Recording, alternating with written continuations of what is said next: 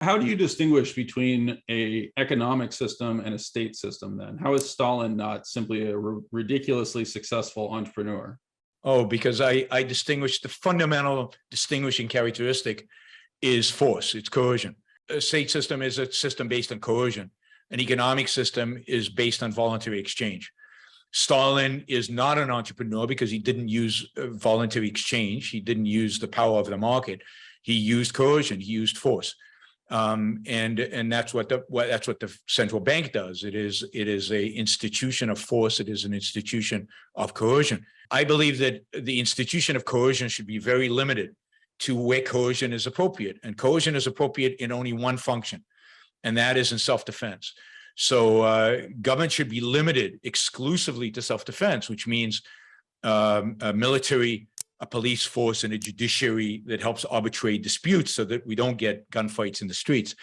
But other than that, government should not have any role in the economy because government essentially is coercion.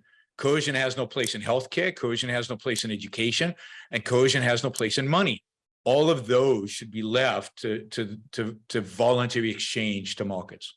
But are you actually naive? I mean, I'm sorry to say it this way, but are you truly naive enough to believe that JP Morgan did not engage in coercion? I'm truly naive to believe that most of what JP Morgan did was not coercive. Yes, he did. Let me finish. He did apply. He did use government on occasion, but that's what we should be limiting. That's what we should be restricting, the ability of a businessman to get to engage with the government, to use the force of government. So it's only government that can use coercion. So cronyism should be banned. And the way you ban cronyism is you don't give government power over the economy. And again, what is a central bank under those dynamics except recognizing in 1907 that JP Morgan had accumulated enough personal power that he was able to significantly deploy coercion, and a decision by the state to restrict that? But he didn't deploy coercion in 1907. In 1907 was not a of course he didn't. He didn't deploy coercion. He didn't use the government to settle those disputes. He settled those privately, voluntarily. There was no coercion implied. There was no gun. There was no prison. There was no force initiated. He chose to engage in transaction with some people and chose not to engage in transaction with other people. That's what we do in the marketplace every single day. I go and engage in a transaction with one store, and I don't engage in a transaction with another store. I'm not using coercion against the store I didn't go into and didn't trade with. So not trading with somebody is not coercion. So JP Morgan did not use coercion, and certainly, the system we had in 1907 is not ideal. I'm not defending that system. It could have been a lot better because it could have been a lot freer. It could have had the government be even more removed from the market than it was. You don't solve problems of slight coercion by creating an entity that can use coercion on large scale. That is, if coercion is corrupting, then you don't solve that problem by creating even bigger institutions that can use coercion, which is what central bank is. It's a coercive entity on a large scale with a monopoly over the most important feature of an economy, which is money.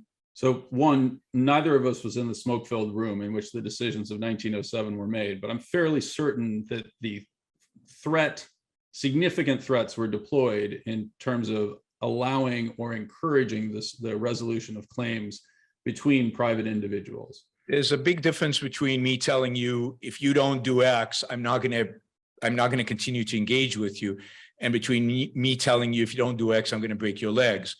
I think there's a fundamental philosophical difference between those two statements. And I don't think JP Morgan used the break the legs example. I think he used, I won't do business with you in the future. And that is free markets. That's how markets work. Sometimes you don't do business with people. That's not coercion. Government always uses the break the leg analogy. That is, everything you do with regard to government is, if you don't do what they tell you, they do the equivalent of breaking your legs. They take you to jail, they fine you, but that's the equivalent of using force against you. So there's a fundamental difference between what happened in that smoke-filled room and what happened in the room that Bernanke and Paulson brought in 10 bankers and forced them to sign a document that they accept top, where they were told that their business would be shut down by government, not shut down because Bank A wouldn't do business with Bank B, but because the government would send its regulators over and deal with that bank. That is coercion, and that's something JP Morgan could not do. If you enjoyed this video clip, click here to watch another one you should like.